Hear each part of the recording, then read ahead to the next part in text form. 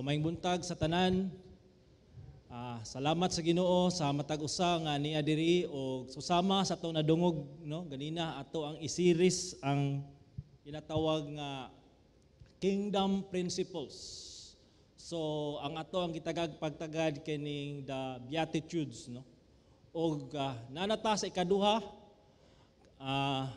bulahan ang mga masulubon kay sila lipayon. So mo kini siya no ang gisulti ni Jesus sa bukid o primarily yan ang gisulti siya mga disciples. So ang Beatitudes no isama nga katong gisulti ni pastor no nga kini sa blueprint sa Kristohanon. So this is a sermon for Christians no how we should live our life in line to God's will nga makapahimuot sa Ginoo. So, kana nga kinabuhi, gisaad sa Ginoo nga muna ginatawag nga adunay panalangin, no blessed nga klase nga pagkinabuhi. Now, kaganinang buntag, no, nagsubo nga akong kasing-kasing sa pagkadungog sa balita, no, nga unsay gakahitabo karon sa Israel.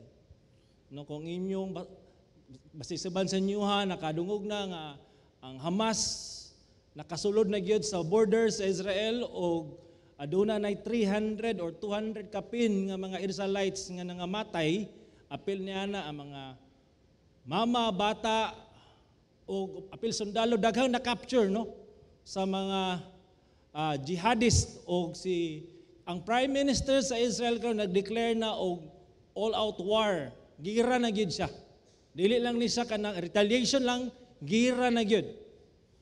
O kana nagdala sa kuha og kasubo no dili man ko Hudiyo pero natay isip sa Kristiyano natay special nga attachment ba niya na nga nasod bitaw nga group of people mga kaliwat ni Abraham. Pero atong sabton no sa Roma 8:22 nasayra nato mo kini ang gisulti ni Pablo no nga kinahanglan nato andamon ang atong kasing-kasing nasayra nato nga hantod karon ang tanang binuat nag-agulo sa kasakit sama sa babae nga mga nakay.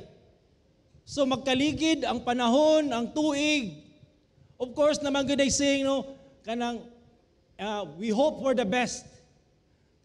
But as we look diri sa kalibutan, ang best gyud is ang pagbalik ni Jesus. But as we are looking forward on that event, gaka-worst yun. No? Di na ta mo tanaw pa sa Israel, tanaw na nato ang Pilipinas, no? Natanaw na nato ang palibot. Nagka-worst ang sakit, na napoy daghan ng mga, napoy ni si Nipa. Human kang COVID, si Nipa na po. Kung saan na pa kay sunod. No, ang kasakit ba? No? Muabot gayud sa matag usa. Whether you are a believer or dili ka magtutuo, moabot gayud ang kining gitawag kasakit ug diha sa kasakit aduna gid ay kasubo. Og I don't know si mong kinabuhi karon. Unsay giagian nimo? Klaro kayo nga naay stress, tingali unsa may imuhang rason sa imong kagikagulan karon tingali utang related ba sa career kay nawadan kag trabaho or kaning ginatawag nga chronic bill, dako kayo nga bayron nun, o unsa ba ka diya, exhausted ka sa mga demands, o kuban pa, lahi-lahi nga mga rason sa kinabuhi nga magdala og kasubo sa usa ka tawo. O ang pinaka-worst gayud nga andamo nato nga kaning morning gyud is mo kani kamatayon.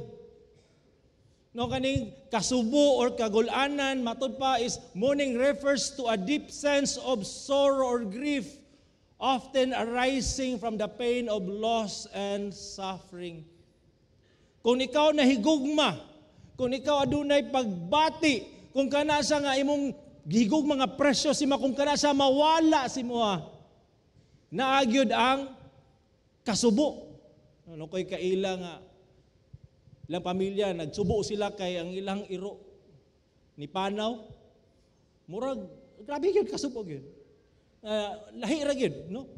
Ulo, iro ra na siya, pero lahi ang attachment, na mourning, no, nga klase nga nga kanabitong ma-expressar gyud siya sa ilahang kinabuhi.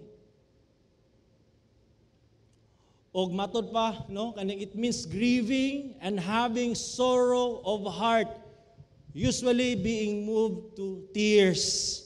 Muka na ang kagulanan, realidad gina sa kinabuhi. Matod pa ni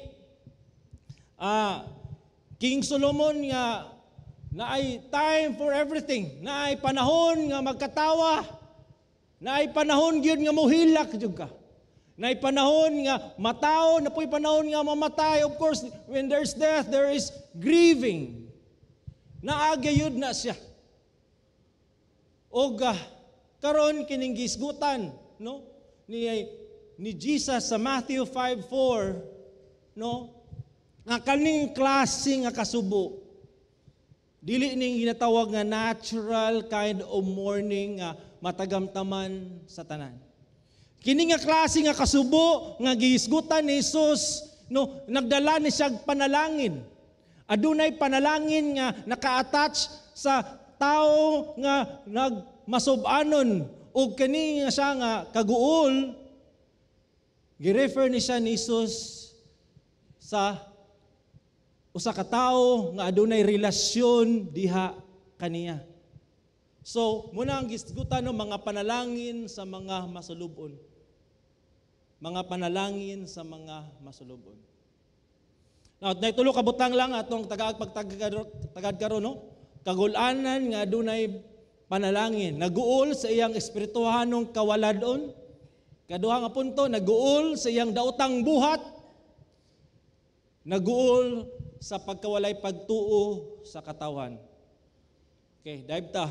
First point. Naguol sa iyang espirituhanong kawaladon. Okay. Atong sabton, no nga, ang katawhan sa tibuok kalibutan nakasala sa Dios. O kaning sala naghatag ni siya o kanang gitawag nga, di ba? The all have sinned and fall short of the glory of God. O atong sabton pod nga adunay standard nga giset ang Ginoo kinsa lang tong makasulod sa iyahang gingharian. Ingon dari sa Matthew 5:48, magmahingpit kamo sama sa inyong amahan nga langit nun. Gi-address ni siya ni Jesus sa kadtong mga tao nga buot makasulod, gusto sila nga maluwas pinaagi sa ilahang paningkamot, gusto sila nga makabaton og kinang tawag approval sa Ginoo, pinaagi silang buhat. O sige, kung muna ang imong gusto, okay, muning standard sa Ginoo, be perfect. Walay sipyat nga pagtuman sa balaod. Kaya inyong amahan nga langit nun, perfect man. Pure. Kung tanaw na to ang realidad, we cannot, no, nga matagbo kining maong standard. So nadunay istorya sa Pharisee o tax collector. Usa ka adlaw ni ana parable ni siya no ni Jesus Christ. Iyan ang gi-address sa primarily sa mga Pharisee o mga Pharisees nga or sa mga tao nga nagsalig silang kinata works of righteousness o na sila contempt sa mga tao nga murag ubos nila. No? Muning ingon ni Jesus, na usa ka Pariseo ni simba sa templo o napoy ginatawag nga tax collector. Kabalo man ta, no, kanang tax collector, ang treatment sa mga Hudiyo kanila is mga traidor o special kind of a sinner. No, lahi ni sila nga klase nga makasasala murag highest level nga klase nga makasasala silang paglantaw sa tax collector. O kani ang Pharisee nagsimba siya sa Ginoo, siyang una-una ningon siya, salamat Lord, kay dili ko sama sa mga tao sa akong palibot. Ako naghatag sa akong ikapulo. Yang giyagyag sa Dios ang iyahang mga accomplishment. Ug tinuod, kabalo man ta nga kaning mga Pharisees muni sila ang pinaka-strict gayud. Kanag yung kumahimo, wa gyud sipyat silang unahuna ang pagtuman sa balaod kay kung makakita daw sila og 10 pesos sa dalan. Og siyempre ila pa nang iuli. Ang kuha na piso ilag yung i-tithes. Inana sila ka strict. Kung piso na ay 10 centavos ilagi nang ibutang sa templo. So inana sila ka strict, inana sila ka kanang bitong proud silang kagalingon nga daghan silang nabuhat nga mga butang atubangan sa Dios. Now here comes kaning tax collector, usayang gesture. Okay? Niluhod, dili manggali makahangad sa langit og siya nangayo og nang kanitong pasaylo sa Dios og nanghangyo siya sa Ginoo nga pasayloon siya kay wagid siya'y jamo. Wala siya'y buga siyang kagulyon. Although kabalutang nga kaning mga tax collector, mga dato ni sila, pero it comes to spiritual matters. They were poor o gi-admit gayud. Sa tax collector niya siya usa kadakong makasala og utangan sa Dios. Kaning Pharisee, nagpagarbo siyang kagalingon nga dato siya sa iyahang works of righteousness, pero pobre atubangan sa Ginoo. Ug ang giingon ni Jesus, sa pagkatinuod kining tawhana, ug dili ang Parisiyo, mipauli nga gipakamatarong sa Dios. Kay si bisan kinsa nga magpataas siyang kagalingon, ipaubos sa Dios. Apan ang magpaubos siyang kagalingon, ipataas. Kita nga mga Kristohanon, kita nasayod sa tuang kondisyon gayon. Kinahanglan nato ma-realize nga kitang tanan kabus gayon. Muna na nisgutan la Sunday. Kabus sa espirituhanon nga mga butang. Og ang grasya ra gyud sa Ginoo mo'y nagpuno ka nato sa kanunay. Muna nga kaning itawag no nga pagkamatarong nga gisgutan na rin ni Jesus, kini pagkamatarong nga nadawatan sa usa ka tax collector nga nagpaubos o gidawat ang iyang pagkakabus sa espiritual nga butang, nakadawat og pinasahi og abundansya nga panalangin o gi-describe na siya ni Paul unsa man ang pagkamatarong no. Gi-quote siya sa Psalm, bulahan ang tao kansang sala gipasaylo. Sa man gi-cancel na, dili na siya paninglan sa Ginoo o kaning sala nga wala na hinumdumi sa Dios. Can you just imagine that? Dili na paninglan, dili na hinumduman o bulahan ang tao kasang sala nga dili na isipon bato kaniya. This is blessing. Muni ang panalangin nga nadawat sa mga tao nga nagpaubos at tubangan sa Ginoo nga waag gyud sila'y mabuhat silang kagalingon. Gawas lang sa grasya o kaluoy sa Ginoo. Bulahan. Muni ang kanitong pagkadato na atay ginatawag nga kapasayloan nga dawat diha sa Ginoo.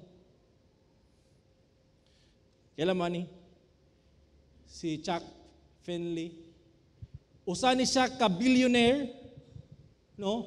O ang iyang goal sa kinabuhi, mamatay siya nga bankrupt. Siya ang tag-iya sa duty free. O sa 10 pulo ka tuig, iyang ginahinay og hatag ang iyahang mga kabtangan o atong tuig 2020 mentingali officially broke na siya. Kaya nga naman, natuman na ang iyang goal. Mamatay siya nga kabus. Apan kani si Chuck Finley is not a Christian. Dili siya Kristohanon. Pero nakakita siya og joy sa giving. Og mo po ni siya, no? Tingali kayo siya nga, mura bitaw proud siya, siyang kagalingon tingali nga, nahatag niya ang tanan niya. Pero naay, ganan ko siyang mentality nga mamatay siya nga kabus. Kay sa Kristohano naapoy inaning gusto nga mamatay nga kabus. Kani si William Carey, isgot man tag missions, was an English Christian missionary, particular sa Baptist minister, translator, social reformer, cultural anthropologist who founded kanang usa ka Bible sa ka kolehiyo noon sa universidad. Daghan siya mga awards nga na-accomplish siyang mga endeavor as a missionary, as a pastor. No, kumayo ka, grabe na siya nabuhat ba? Dato siya so in terms of works of righteousness. Pero tanawa ang iyahang lapida. Iyang gingon dari. Namatay siya atong 9 sa June 1834. A wretched poor, a helpless worm. On thy hand, on thy kind arms I fall. Kabus. Namatay siya nga kabus sa espiritu. Kabus. So hinaot unta nga kita nga mga katawan sa Dios, no? Mamatay kita nga kabus sa espiritu. Kaning malangkat ning pride sa tuang kasing-kasing, mamatay kita nga kabus sa sala nga wala na gid na siya. Although muna ang atong goal is to please Christ, and therefore kung atong pahimutan si Jesus kinahanglan, atong walaon ng mga butang sa ato ang kinabuhi nga wala siya nahimuot. We should die poor, and that should be our goal.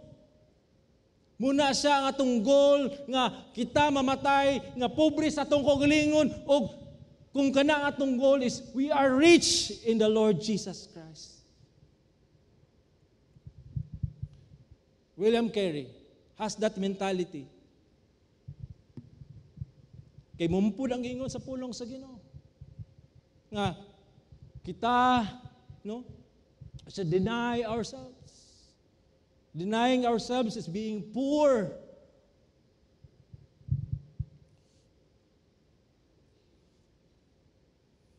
Paul, kabuluman ta, an accomplished apostle, daghan siya nabuhat, pero ingon siya, walay maayo nako. Wa ko'y ikabuga sa kong kagulong. Pobre ko sa tanang pobre, kabus ko sa tanang kabus.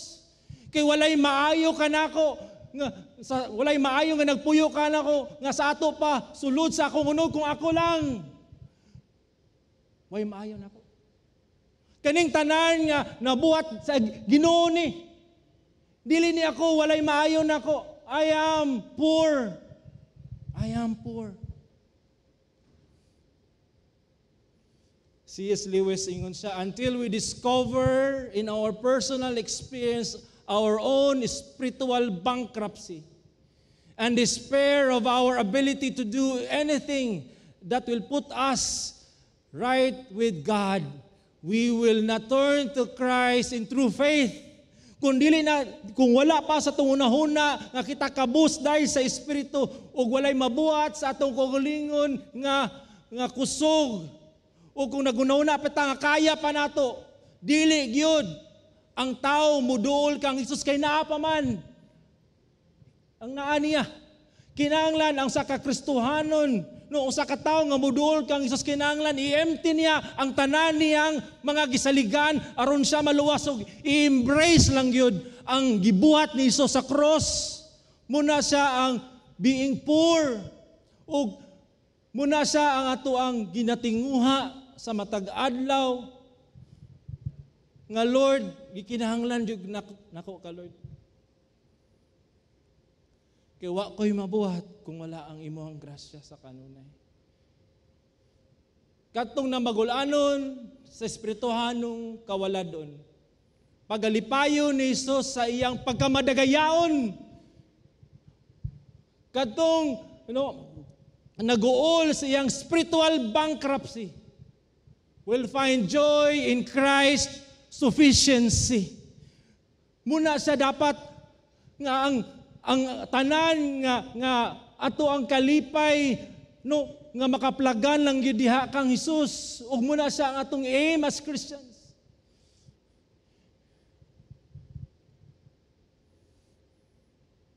Ikaduha, naguol sa iyang daotang buhat. Muni siya ang dapat nga klase nga kaguol nga makita sa usa ka tawo nga nahisakop sa gingerian sa Dios, nagguol sa iyang daotang buhat. Kabalo man ta, kabalo si Pablo, kitang mga Kristohanon nga muni ang gihisgutan, no? Karon kamo magkinabuhi nga takos sa Ginoo, muni ang gisgutan sa mga Kristohanon. Gisulat ni Pablo sa mga Kristohanon dito sa Kolose nga kamo iya naman sa Dios, kamo iya naman sa kahayag, pagkinabuhi kamo nga takos sa Dios, worthy, no? Sa inyong calling, no, hingpit nga gikahimot-an niya, no, magbabungahon sa tanang maayong buhat, magtubo sa kahibalo, may tungod sa Dios. Muna ang atong gusto, muni ang atong gitingwa, muni atong gidesire, muni sa dapat ug muning naa sa matag usa ka kasing-kasing sa usa ka Kristohanon. Apan si Pablo sa Romans 8:9, dako ang iyang kasubo, dako kayo ang iyang kaguol. Nagmagulanon siya kay ulo kabalo siya nga gitawag siya nga mahimong balaan, ulo kabalo siya nga muni ang sa mga butang nga gikahimutan sa Dios ang mga balaod nga gusto niyang tumanon. Apan si Paul, ingon siya, Romans 7 na siya, wala na ko buhata ang maayo nga akong gitinguha, apan dautan nga wala na ko gitinguha mo'y akong ginabuhat. Gigugman niya si Jesus, gusto niya pahimutan ang iyang maluluwas nga nagtubos sa iya dito sa krus sa Kalbaryo. Gusto niya siya nga tuman gayod sa tanang mando sa Dios. Kay mo man ang ingon ni Jesus, kung kamo nahigugma ka nako, tuman ang akong sugo. Apan si Paul, nagmagulanon siya kay naay yapon siya mabuhat nga kato mga butanga iyang gitingwa wala niya mabuhat, katuno mga butanga wala niya gitingwa, kato mga butanga kabalo siya nga dautan mo iyang gibuhat.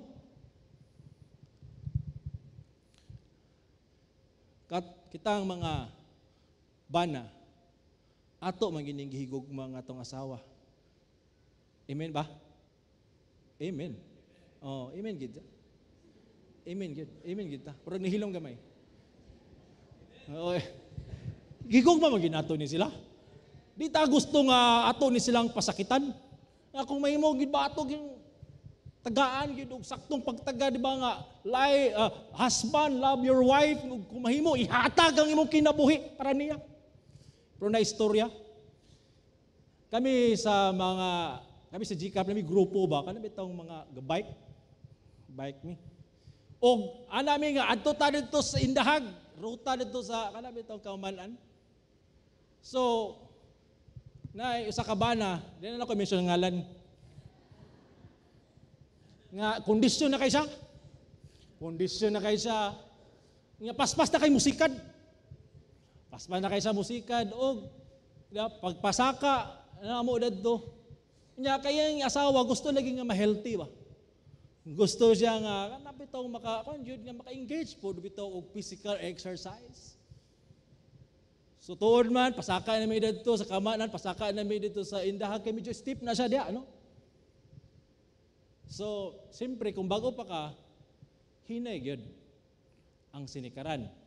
So, ako tuwa na midad to, o siya, ang bana to, ana dito tumoy. Tingala siya, ang iyang asaw, dugay, magkaayo. Unya atong time, ngit-ngit, pag yun. Ngit-ngit, unya, kuhaan ba, kanab itong, dahan kay mga kanab itong, mga truck, so, in taon, itong iyang asawa, sika din na hinay. Pero daghan ang nagkuha siya una-una, ulipat if ani, usa kay may tabo na ko ani. So nakonsinsahan ang bana. Gibalikan niya ang asawa. Pero wa na. Pag-abot sa tumoy, kabi nagpuyog-puyog sa bana. Ay, no, kaya lagi. Sorry. No, grabe yun. Kung nga naman, Kaya ang dagan sa unang, what if na white van nga muhunong? Waon siya, daw kuno siya sa mga estampe, pero dili man to sa, no, wala, una lang lugar to, pero safety man to nga lugar, pero git-git man good. Grabe yung puyok-puyok. Pagkahuman na to, nagbike na silang doon, mura na bagong, bagong uyab, nga dikit kayo ba? Panaog, uy, sweet pa kayo, namawi ang bala. Namawi. So, di ba, nga naman na, natay gusto nga, ato maghigugma ang atong asawa. Kamo mga batanon diya, gigugma man ninyo ang ginikanan? Amen? Amen man gina sila. Kay mahimo, amen man juga, kay tapad man mo. Pero nga namang mapasakitan man yun.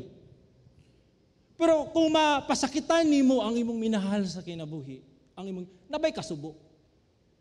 Nabay kaguol ng imong mabati. Si Pablo kita, nga mga Kristo, naghigugma man nato si Jesus.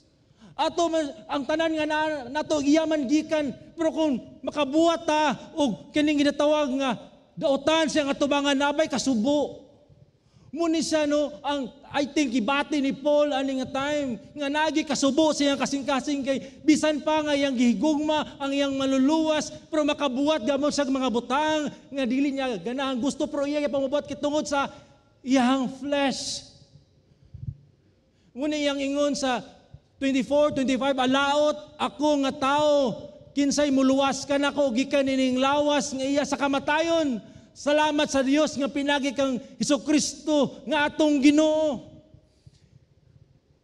Ang atong dalampanan, panahon kita nga makasala diha sa Dios. Naagyoy ginatawag nga kasiguruan dito sa cross sa Kalbaryo tinod. Klaro manggingon. No, diha sa James 4, 8 and 9, paduol ka mo sa Dios. Muni si Santiago yang itong giingnan itong mga Kristohanon nga no, adunay dako mga garbuso, mga dili kay walay pagbati sa uban. Ingon sa paduol ka mo sa Dios. No, mga ingon sa mga og siya mo paduol ka ninyo, mga makasasala. Remember this. James was writing this to Christians, itawag ang mga Kristo, mga makasasala, hugasi ang inyong mga kamot, putliya ang inyong mga kasing-kasing kamong mga madudahon, maduhaduhaon. Ford, para na Ford. Pagkaguol, pagbangutan, panghila ka mo. No? Ang inyong katawa himuha og pagbangutan, ang inyong kalipay himuha og kasubo. Muni sa dapat ang response. Every time we confess our sins to God, not just confessing it, nga Lord, pasaylo ako, but there's an element of mourning. Because kabalutanga, sin grieves the Holy Spirit. No, sin is personal assault to our Creator. Sin is rebellion nga atong tagaan og dakong kabugaton ang sala nga dili ni siya makalipay sa Dios. Munang mag-uulta, munang magsubuta. O kung kani ang atong practice, nagsaad ang Ginoo diya sa Salmo 30, pamati o Ginoo o kaluoy ako o Ginoo mahimo unta ikaw nga akong magtatabang, ang akong pagbangutan, ang akong kasubo, ang akong kagulanan, gihimo nimo nga pagsayaw, gihukas nimo ang akong bisti nga sako o gibaksan nimo ako sa kalipay aron ang akong kalag mag-aawit sa pagdayeg kanimo. He promised, nagsaad siya ngagkatong na magulanon sa ilang sala tungod kay sila nakasala at ubangan sa Dios. Nagsaad siya ang Dios nga lipayon niya siya. O bisan si David sa diya nakasala siya sa Dios, ningon siya, ibalik ka nako ang kalipay sa imong kaluwasan ug agaka ako diha sa masinugtanon nga espiritu. Yes, David sinned against God, no? kabalo siya nga kaning sala na naka-offend siya sa Ginoo, pero usapod day sa kagulaan ni David siyang pagbangutan is kaning joy of God's salvation. No. Murag nawa ni. Na misplaced. Murag mo nang iyang ginalong o kabalo siya nga ang bugtong pamaagi nga kini mabalik kaniya isang iyang paghinulsol o ang iyang pagmangutan sa iyang sala. Na ay kalipay. No, sa atong pakigrelasyon diha sa Dios, na ay joy, na diha nato makita ang ato abitong kanang mapuno kita. Pero kung kita makabaton o makabuhat og dakong sala ato bangan sa Ginoo og mga sala diha, somehow kaning joy of our fellowship with God naputol. But it will be restored once you mourn and then repent of your sin. That's a daily thing. Muna siya dapat ang ato ang ginabuhat sa matag adlaw, kay matag adlaw makasala man gid kita.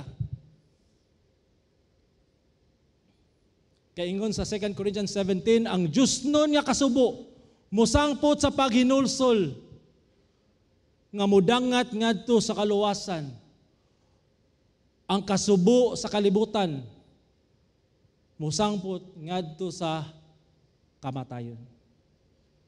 Yes, even the world grieves, but their grieving, their mourning leads to death. But for us Christians, kabalo kita, once we mourn because we want to please God sa tuang kinabuhi. O kabalo kita nga kana nga klase nga paghinulsol mo dangat ngadto sa kaluwasan. Katong na magulanon or na magsulubon sa iyang daotang buhat, pagapunon sa Dios sa kalipay sa iyang kaluwasan. The joy of God's salvation is God's promise to those who mourn of their sin. Nga ito na masulubon, pagalipayon sa Dios. Kamusta makakaroon? Are you joyful? Nagmalipayon ba ikaw? Kung naay nakababag, diha nga kalipay, susiya ang imong kasing-kasin, basin ay nagpahipi diha nga sala, naisig nakay nabuhat nga sala, murag paminaw nimo nga murag wala ra. Pero mo nang danger, kaya mo na siyang peligro kayo bitaw. Sa usa nagpaila nga Kristohanon siya. Sa usa ka tawo nga nagpaila nga siya sumusunod ng Jesus, pero kung makasala, murag wala ra sa iya. Kung makasala, murag walay pagbangutan, walay paghinulsol, murag there's no mourning. That kind of heart is to be checked. Kay basin. Wala giday kay relasyon diha kang Hesus. Kay ang tinuod nga nahigugma kang Hesus, ang kasing-kasing adunay pagbati sa iyahang maluluwas, magsubo gayon kung makasala. Katulo, naguol sa pagkawalay pagtuo sa katawhan. No? Muna ikatulo nung kasing akagulanan nga adunay panalangin. No, matod pa ni Matt ninyo sa sin in the late modern West is not grieved. It is not disapproved of. It is not merely tolerated. It is celebrated. Kung imong tanaw ng kalibutan karon, nun sa may makita, naghudya ka sa mga butang nga nakapaguol sa Dios. Sa mga butang nga sila mga dautan, sila naglipay diha ug muna ang kalibutan. Ug kung ikaw sa kakristohanon nga naguol sa sala, ikaw sa mga atakihon na noon.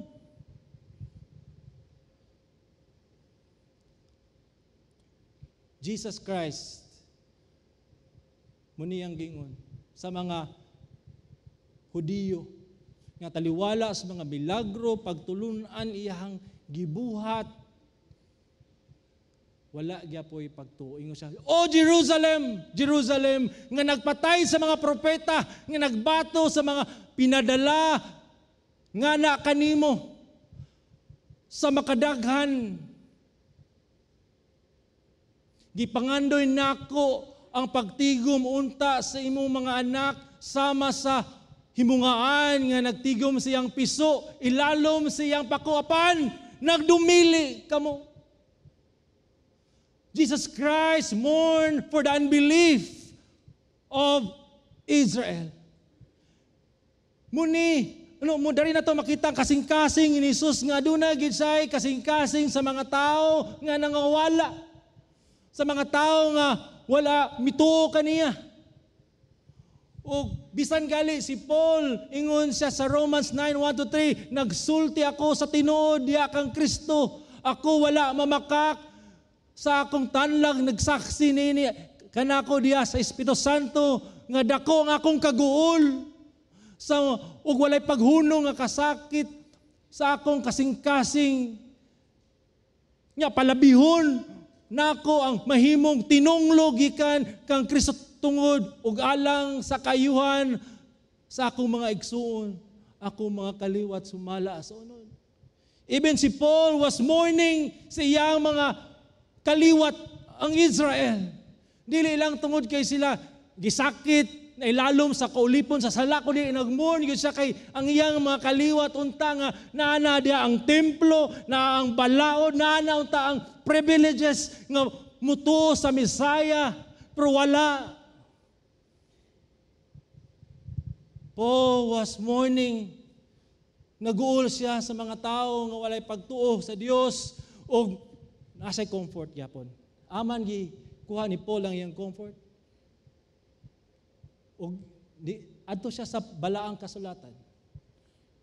Kaysa nagingon kang Moises, kaluy-an ako kadtong aduna ako'y kaluoy o mapunganon.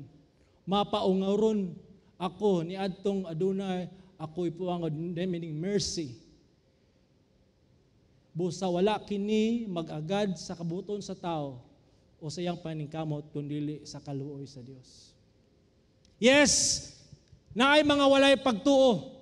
Pero gibutang po ni Paul sa iyang una-una. Dato siya nakabaton og comfort nga ang Ginoo maluluyon og siya pod ang makaluwas nining mga tawhana. Naa say mga pinili nga iyang hatagan sa iyang kaluoy. That's why Paul rests in the sovereignty of God.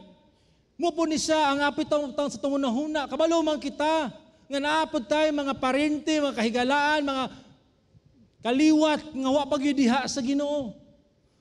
Kumusta man ang imong kasing-kasing? Naguol ba ikaw? Naa ba kay kaguol nga imo silang isangat sa pagampo diha sa Dios nga sila untapod nga makabaton sa maong relasyon diha kang Hesus nga imong gina-enjoy karon?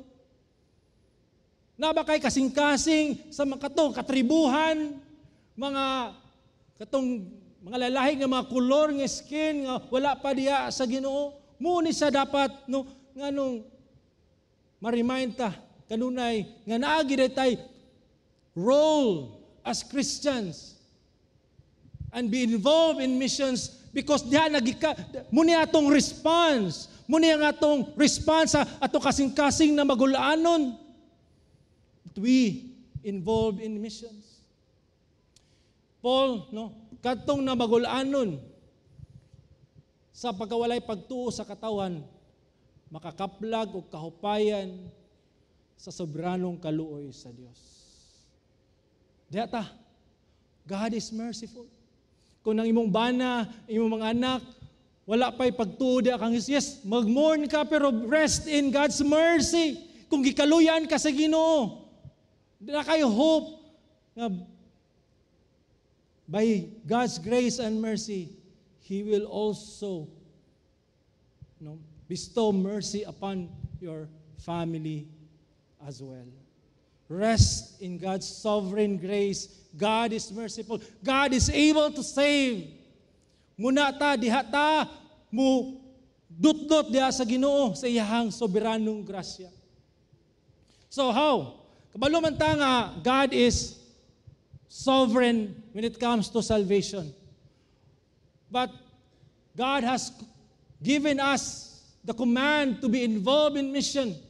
That's why usaon man ni pag-involve, we have to pray. Kabalo naman tani, no? Pag-ampo nga ingon si Paul asag prayer request, pagampo kanunay sa tibok balaang katawhan sa Dios, alang usab kanako aron ang Dios maghatag kanakog mensahe sa nga akong iwali aron ang katumitong walay siya muwali nga walay ko kahadlok sa mayong balita. So pray sa nga church, pray for the missionaries nga sila adunay kaisog, and then pray pod for yourself nga tagaan kag kaisog to share the gospel. Because God uses means, and that is the word of God nga katong makadungog ug mutuo maluwas. Duha, to be involved in mission, paghatag. No, ganahan kay ko aning sa Church of Macedonia, basahon lang nako din ako explain. Bisan sa daghang pagsulay kanila sa kasakit, ang ilang nanghingapin nga kalipay ug ang ilang tuman nga kakabos miawas hinuon ngadto sa libihan nga pagkamahingatagon. Kay saksi ako nga sumala sa ilang moabot ug labaw pa gani sila mihatag nga kinabubuton. No? Ingon pa gyud sila ug uban sa mapugsanong paghangyo kanamo nga hatagan sa katungod nga pakigambit sa pagtabang sa mga balaan. Og dili sumala sa among gilauman, una sa tanan gihatag nila ang ilang kaugalingon ngadto sa Ginoo, ug unya nga ri kanamo pinagi sa kabubuton sa Dios. Church of Macedonia, grabe sila kakabos sa panihatag nga naman. First and foremost, they give themselves to God. Og ang kaning joy is not sa unsa may naabatunan nila, but their joy is in the Lord. So when you have that joy is in the Lord, you are satisfied in Christ, then giving is overflowing in their hearts. So ay rason, we can support missions. So tulo ka butang nga kagulanan nga adunay panalangin, naguol sa espirituhanong kawadon, naguol sa daotang buhat, ug naguol sa pagkawalay pagtuo sa katawan. And looking forward for this moment, no, nga kaning kagulanan nato diri karon is just temporal. We are looking forward for that moment that we will be with Jesus. Iyang pahiran ang tanang luha gikan sa ilang mata. Ug ang kamatayon wala na usay pagminatay o paghilak o kasakit, kay ang unang mga butang nangagi na. Yes, we mourn. Kaning mourning temporary rani. We mourn until we die. But during that moment, glory awaits for us. So ang pagkaguol sa atong sala o sa uban, dalan ngadto sa pagkabulahan. You want to be blessed? Want to enjoy the kaning blessedness? Mourn for your sin. Practice mourning, and this is what we do as members of the kingdom of God. Let us pray. Lord, thank you so much for your word. Daghang salamat, Ginoo, kay ikaw naghatag kanamo og kasiguraduhan nga diha kanimo kami, Ginoong Dios, adunay kalipay bisan pa kami nagmagol-anon sa ngalan ni Jesus. Amen.